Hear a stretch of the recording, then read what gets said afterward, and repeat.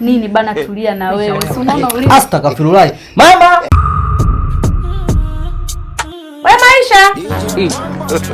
Njoo msalimie mama mdogo. Dada na wewe mpaka leo bado naana mtoto wa kiume chumba kimoja.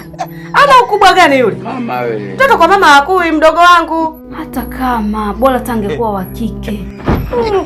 Nani huyo? Hebu tazama basi ndugu brother wapenzi wa mama mdogo. Shikamoo mama mdogo. Marahaba, ujambo mwanangu? Jambo. Umekuwa. Sikutegemea kama nitakukuta umekuwa kiasi hicho. Unajua nakumbuka kipindi kile tunambeba beba.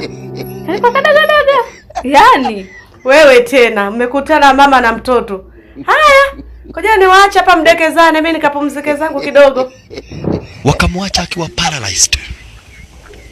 Amevunjwa miguu, shingo na spine order. Yaani umekuwa mkubwa. Hebu njoo kaa hapa. Sasa wewe msibomu wewe. Sogea hapa, mbona uko mbali? Wazungu wanakuambia ila Mungu nionekanie. Umekuwa mkubwa. Yaani umekuwa mbaba. Kawaida. mama wewe. Yaani sikutegemea kama nitakukuta umekuwa mbaba kiasi hicho. Umekuwa mbaba mwenyewe. Kanini yako? Hivi ile michezo yetu ya kutuzima sasa umeshaanza kuicheza wewe. Bado kwa sababu unajua mimi mwenzako mtoto wa Yesu sinaga mambo mengi. Kwa hiyo hayo mambo ya ajabu mama akanikataza, ameniambia nisicheze michezo michafu.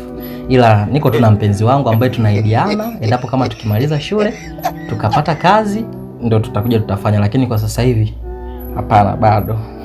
Basi yani mimi mwenzako napenda vijana kama wewe ambao hawajatumika. Unakuwa watamu. Hebu ngoja kwanza. Wewe unataka kuniambia kweli mamangu ni dadako? Nini bana, tulia na wewe. Si unaona ulivyo. Astaghfirullah. Mama! Sasa unamwita nini? Mama wewe. Unamwita nini? Umekucha. Nini tena? Si wewe unasema sijui ni mdogo wako, mbona kama anaonekana hata hana nidhamu? Mama wewe.